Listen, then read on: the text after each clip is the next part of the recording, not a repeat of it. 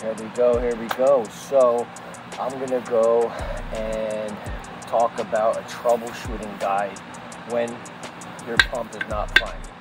I made a video up here on, for me, the most common reason why your pool pump ain't priming, which is O-lid or O-ring related. But if that doesn't solve the issue for me, there's about 4, 5, 6 other things that I go through until I solve the problem, okay? So I would say the first thing, the easiest thing that you should check for in your pool, make sure that your water level is not too low. If your water level is below the skimmer line or the skimmer box and your pump is just sucking in air, there's no water to come in through the system for you to actually get water to your pump. So make sure that your water level is where it needs to be, okay? Related to that is check your skimmer basket, okay? If you don't have a cage, or down here we call them, you know, like screens and stuff, if you have an open pool, okay, and you know you got a lot of vegetation around you, leaves, pine needles, all that vegetation can get really like fill up your skimmer basket, and that will absolutely cause basically a clog to where you're not getting water back into your pool. So check your skimmer basket, make sure that it's free of all debris, okay? Once I check that side of the pool, that's when I come to the pool equipment, and that's when I start troubleshooting. So first thing I check for is the O-ring, okay?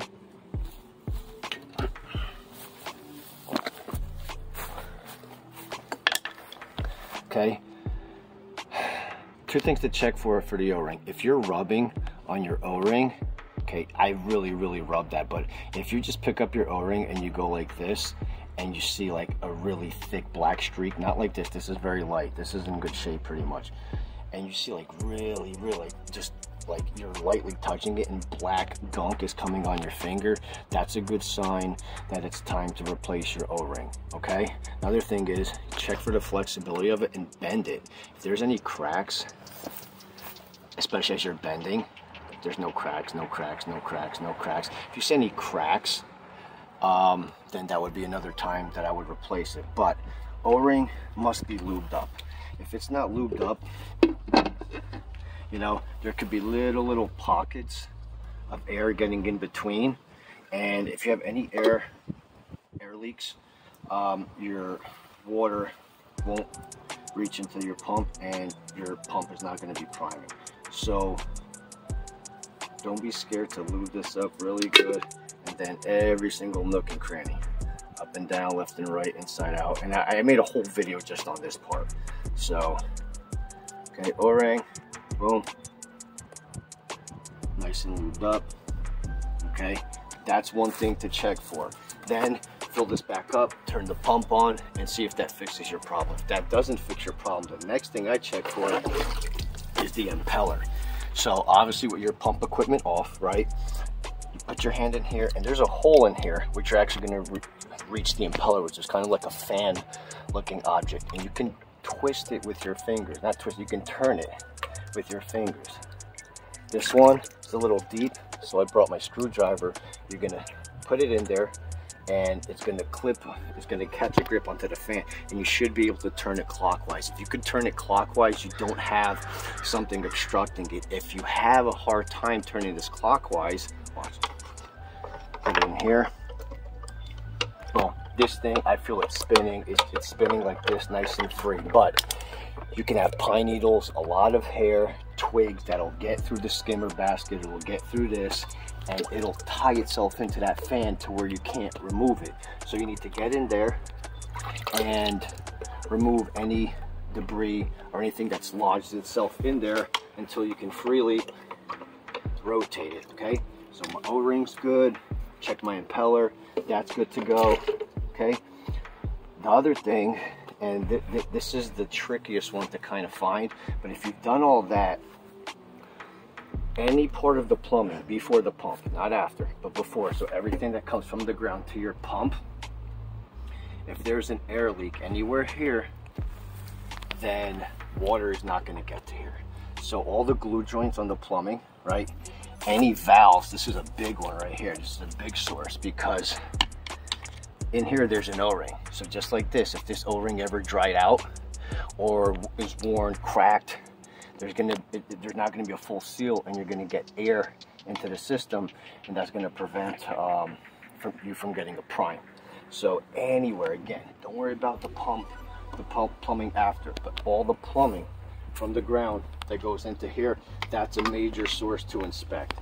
If you got these types of valves, again, you can take the screws off, inspect. I'm not going to do that because I don't have an issue, but that's another source of frustration, right?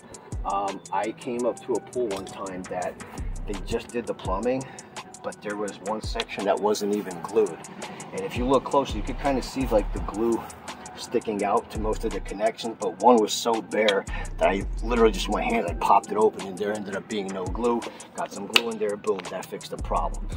So yeah, quick recap, I think that's all the things I could think of, but that's kind of the natural order of things that I go through when I'm checking to see if my pump is priming. First at the pool, right? Is your water level high enough? Is your skimmer basket loaded with stuff, or is it clear, right? Then we come here, we check the O-ring, boom, that's good. Next order, a lot of the pumps you can just, the impeller is really close, so you can get it with your finger. This one, it's a little bit far back, so I got a little screwdriver, got it in there, rotate it, it's moving freely, boom, what else? Then you got to check all your plumbing before that it reaches here. Sometimes there's a lot of pumps that have an actual union, like this is a union, it's a connector, and they have unions connecting to the inlet pipe. That's a big source that you need to check in, right? All unions have O-rings, so you can undo the union if that's the case in your situation, inspect the O-ring, lube it up if needed, okay? And anywhere else that you see unions, connections, anywhere that you could have an O-ring and all that stuff. So okay, another reason why you might not be getting water to your pump is if these valves are actually turned to where you're closing water into the pump. Just close that off. Close that off. That's going to affect water getting in there. So check your valves. Opening them up. Check your valves. Because if they're in the closed position, then you're obviously going to be blocking water from getting into them. Okay? That's it. I really just wanted to go over a list of things that I do when I know water's not getting back to the pump, and my method of operation, kind of order and sequence I go through to troubleshooting. So I hope this was helpful. See you in the next one.